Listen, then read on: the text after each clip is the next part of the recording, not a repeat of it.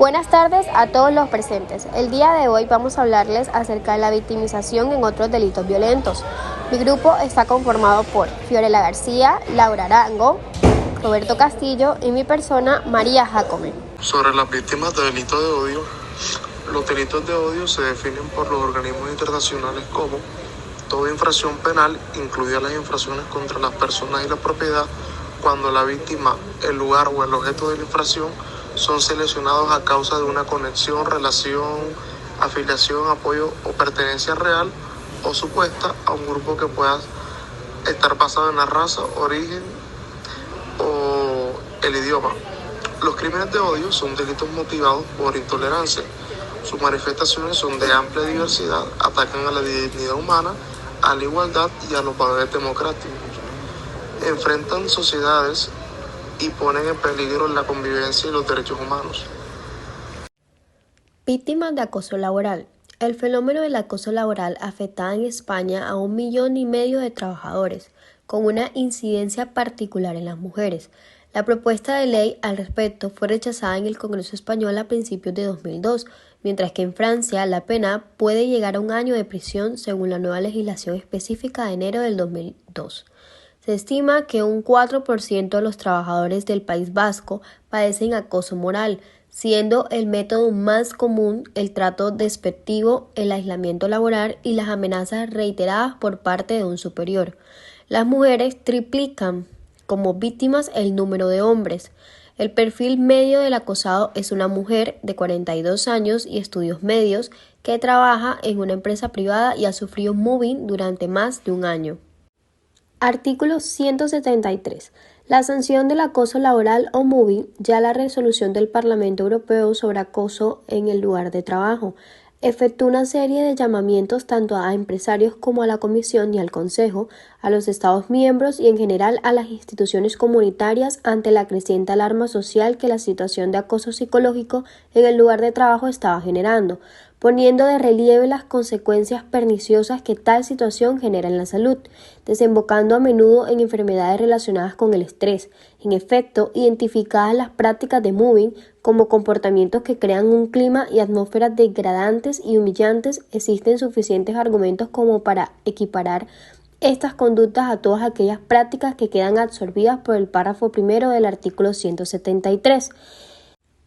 Causas de la violencia en el trabajo. Existen 3 variables exógenas al propio trabajador afectado y que más bien pertenecen o dan cuenta de dinámicas del trabajo en sí mismo que promoverían la aparición del acoso, y solo una variable corresponde a características propias o relativas de la víctima de mobbing, que sería la persona en la cual se ha canalizado la ira o la frustración.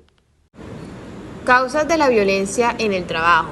Existen 3 variables exógenas al propio trabajador afectado y que más bien pertenecen o dan cuenta de dinámica del trabajo en sí mismo, que proveerían la aparición del acoso, y solo una variable corresponde a características propias o relativas de la víctima de mobbing, que sería la persona en la cual se ha canalizado la ira o la frustración. La organización del trabajo se refiere a la atribución de tareas que engañan una sobrecarga cuantitativa y un déficit cualitativo. La sobrecarga cuantitativa se define por muchas demandas y poco control.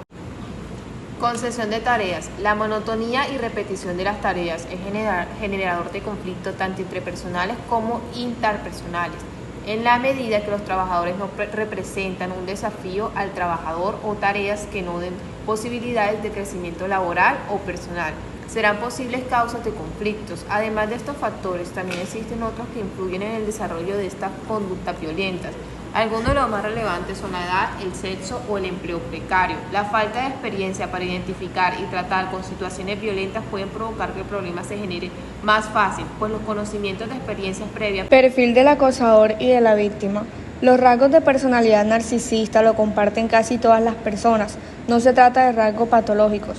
Por otra parte, todos hemos manipulado alguna vez a alguien con el objetivo de tener una ventaja y todos hemos sentido alguna vez un estudio destructor pasajero.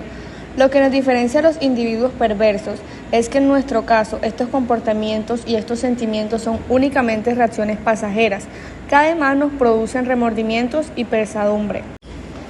Medidas de prevención. El acoso moral debe estar abordado conforme a la Ley de Prevención de Riesgos Laborales, ya que las prácticas que padecen las víctimas atacan lesivamente la salud de los trabajadores o trabajadoras. Las actividades preventivas deben estar encaminadas a evitar en la medida de lo posible la aparición de conflictos y, lo que es más importante, su estigmatización. Ahora les voy a hablar sobre el acoso escolar. La Fiscalía General del Estado relativa a 2007 se advierte una mayor implicación de los centros escolares en la prevención y el manejo de agresiones verbales y físicas en el ámbito de la escuela, incluyendo la posible mediación entre los autores y las víctimas. Como es el caso de Canarias, se ha creado un servicio público especializado de seguimiento y solución de conflictos de bullying. En todo caso, aun siendo graves algunos supuestos, ciertas fiscalías hablan de una cierta mediatización, creando alarma social y judicialización de este tipo de conductas.